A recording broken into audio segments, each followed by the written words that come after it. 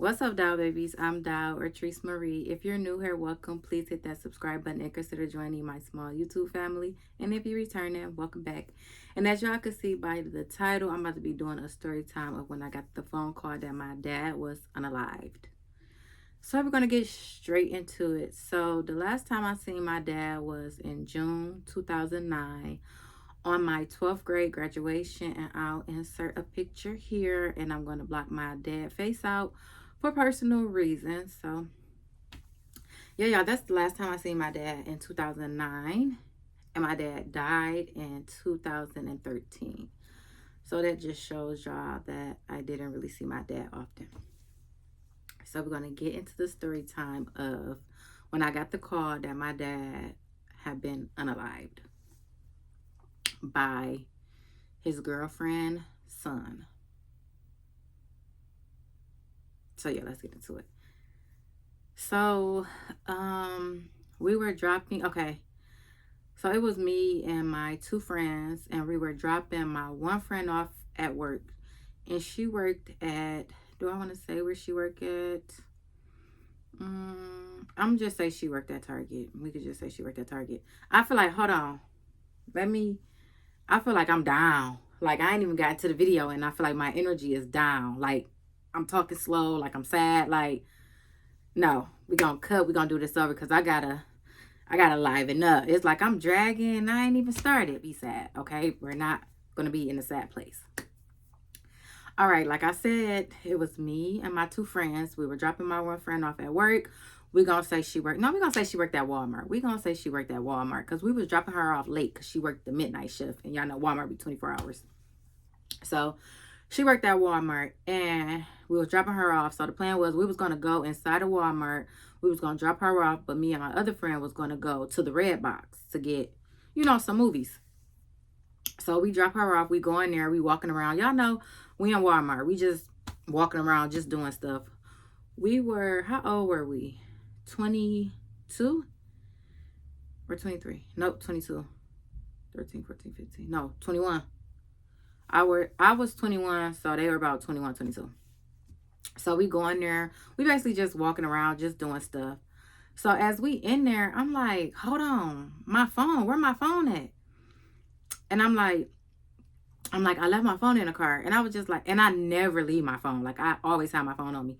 So I was just like, forget it. I left my phone in the car. Ain't nobody gonna call me anyway. So my phone is in the car. So then we walking around, and the girl clock in for work. So me and my other friend, we go to the Red Box. And in the midst of us picking out a movie, I was like, I feel off. Like, I feel off without my phone. Like, I feel like I need to go get my phone. So she gave me the key. She was like, all right, go out there and get your phone.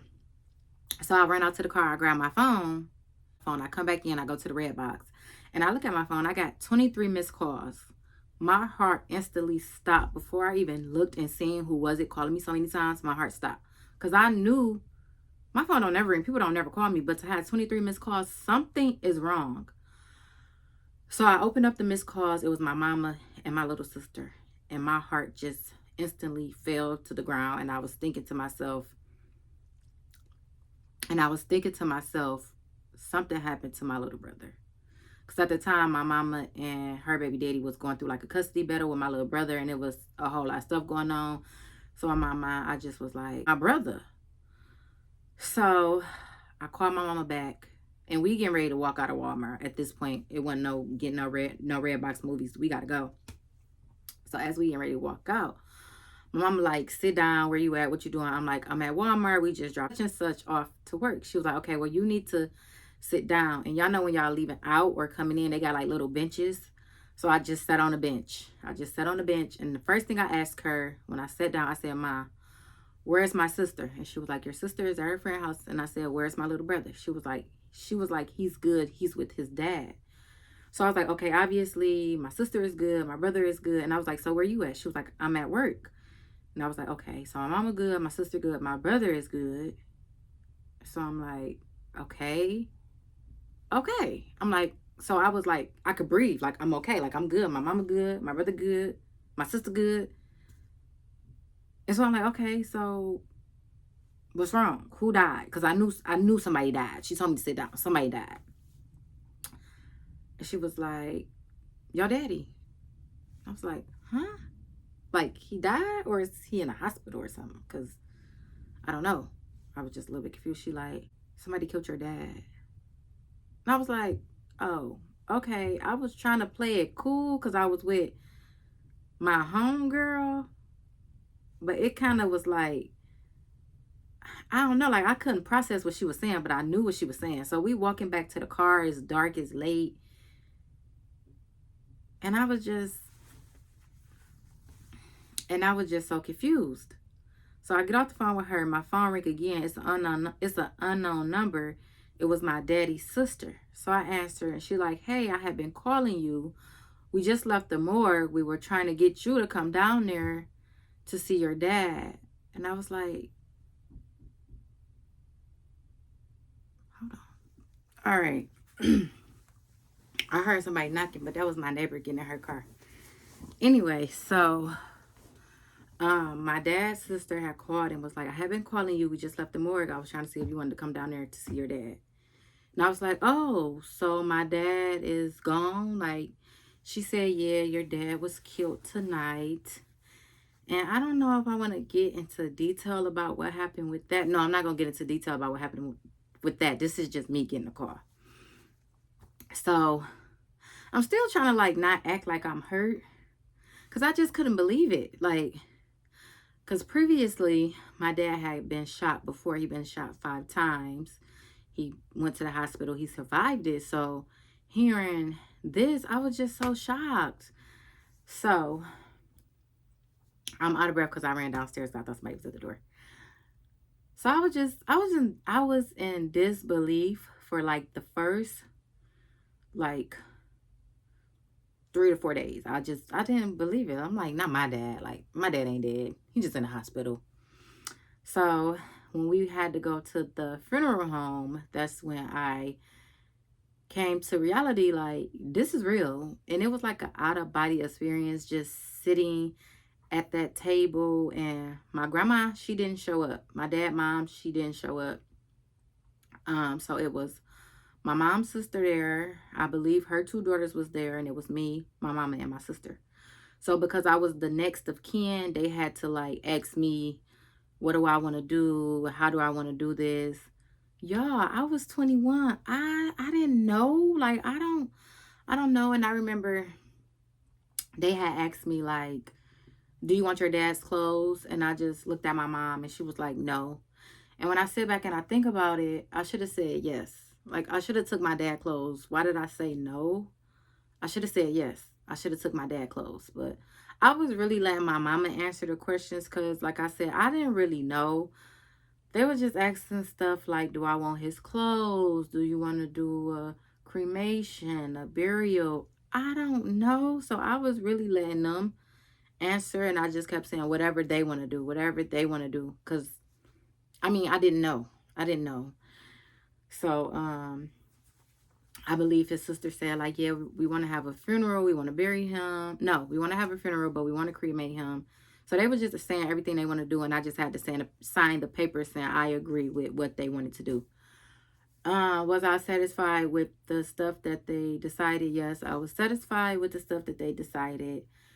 So only thing I sit back and think about sometimes is I should have said yes to taking his clothes, but I don't know. I was young. I was in denial, and I don't know.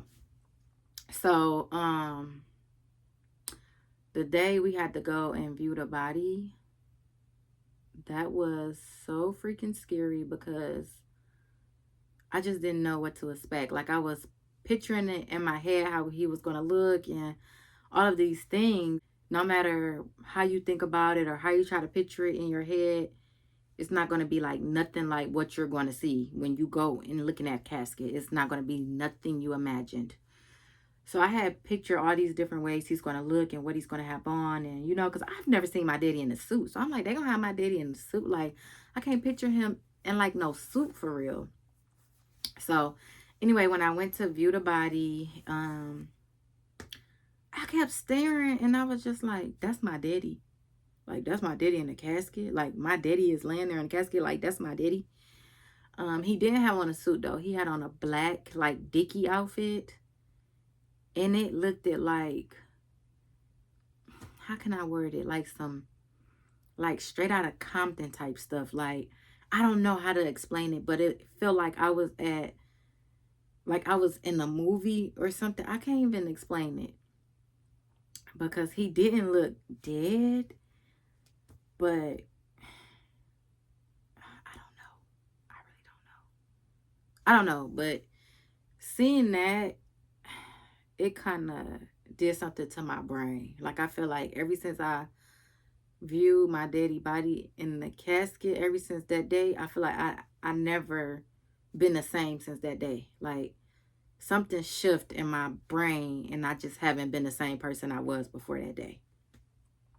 So when I viewed the body, he didn't look bad, but he didn't really look like himself. And I think I mentioned it to like the funeral director, like, he just don't look too good or something. I mentioned something, and then the next day when I went, he looked it better. Like, I don't know what they did. I don't know if they like changed his makeup or whatever they did. They made him look better. So he looked at like my dad. But just this was dead. Like, my daddy was dead. He just looked like my daddy dead laying in the casket. Where am I going with this story? What?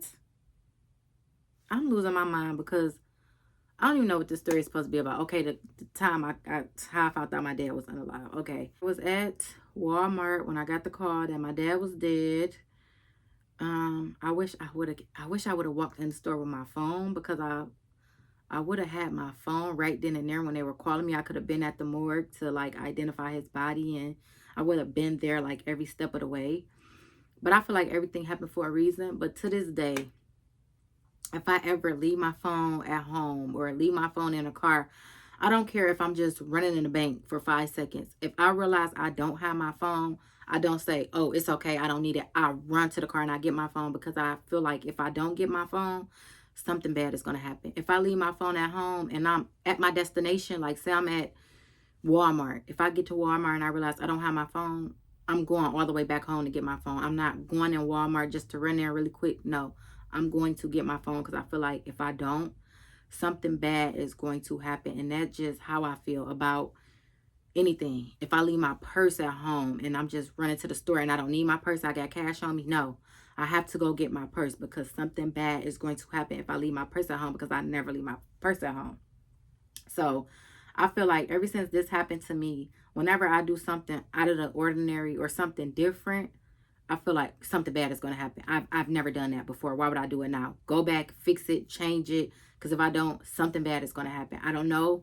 But ever since I left my phone in the car that day and I was just like, forget it, I'll go get it later. It's like I cannot do certain stuff. I just can't. I can't leave my purse at home because I never leave my purse at home. When I get out of my car, it's so crazy. But it's the little things. Like when I get out of my car and I go into work, I always walk in front of my car. But I know one night I walked behind my car and I'm like, and I walked up the stairs about to walk into work and I said, I gotta go back. So I went back, got in my car, and I walked in front of my car. Like if I notice that I do any little thing different, I have to go back and I have to fix it because my brain is gonna tell me something is not right, something tragic is about to happen. Fix it, change it, go back and make it right before it's too late. I don't know why my mind works like that now, but that's just how I am. I don't know. I guess I'm traumatized leaving my phone in the car and just saying forget it. But yeah, y'all, that was one of the worst calls I've ever gotten in my life. I still think about that day. Like I just sit back and I just reminisce about how that day went, and um, it's just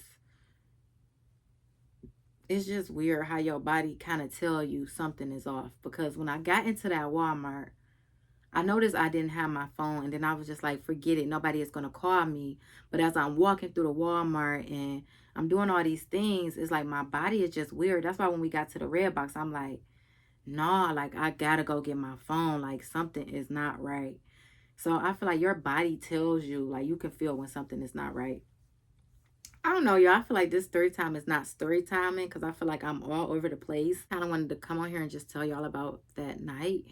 Um, I kind of wanted to do a story time about what actually happened to my dad, but I don't feel like that's, I'm not going to say safe to do, but I just don't want to do it because the guy who killed my dad, He only served 6 years, so he's out now and he's just walking free. Yeah, he's out. He only did 6 years. It was his first offense.